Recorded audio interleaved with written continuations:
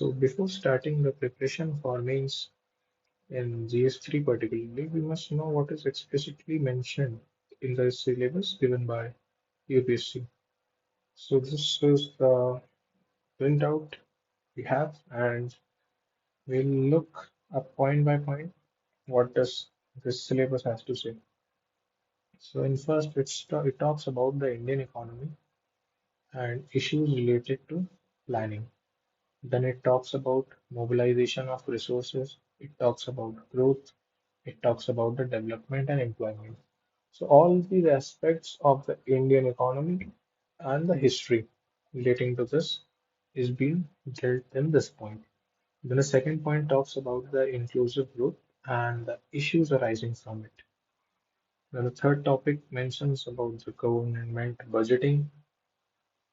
Then fourth topic, this can be included in economy as well as if you want to study in specifically, we can classify these topics of the GS3 in agriculture.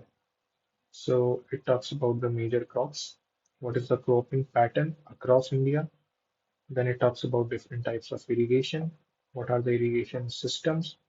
Then finally storage, transport, and marketing of agricultural produce. And what are the issues in all of these aspects and the constraints in these and how we can overcome this. And then we have a topic, e-technology in the aid of farmers. Apart from this, we also have to study the issues related to direct and indirect farm subsidies, minimum support price, public distribution system, what are the objectives, how it functions, what are the constraints, how we can revamp it. Then after this, we have to study the issues of buffer stock, food security. If you look at the PYQs, there are questions directly from these particularly mentioned keywords. Then we have to study technological missions, and economics of animal rearing, then food processing industries and related industries. What is the scope? What is the significance? The locations, upstream and downstream requirements, and the supply chain management. Then we study about basically the land reforms which happened post independence. Then the next topic is effect of liberalization on the economy. What were the changes in industrial policy through the history?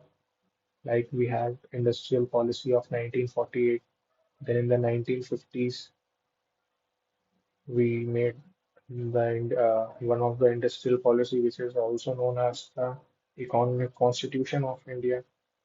Then till the contemporary recent industrial policy, we have to study the evolution and the various aspects of it.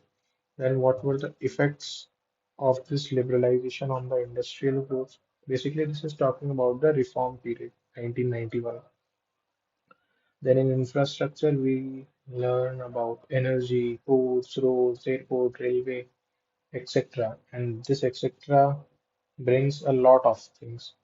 It can be inland waterways and various other infrastructure. Then we study about the investment models. Then in science and technology, we study about the developments and applications of these developments in science and tech in the everyday life. For example, when we use UPI, what is the mechanism? If you drive top-notch cars these days, there is a function, there is a feature known as ADAS.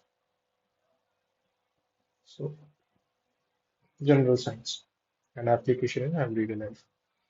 Then we need to know the achievements of Indian in science and tech, indigenization of technology, and developing new technologies. Then we must have the awareness in the fields of IT, space, computer, robotics, nanotechnology, biotechnology, and what are the issues relating to intellectual property right, IPR. Then in environment, though it mentions only one line about the environment syllabus, but the syllabus, the questions asked tells us more about what is the trend of UPSC. So, but for the sake of knowing the syllabus, it says conservation, environmental pollution, degradation, environmental impact assessment.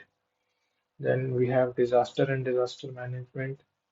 And after this, at the end, there are 4 5 internal security topics, which are the linkages between development and spread of extremism, role of external state and non-state actors in creating challenges to internal security.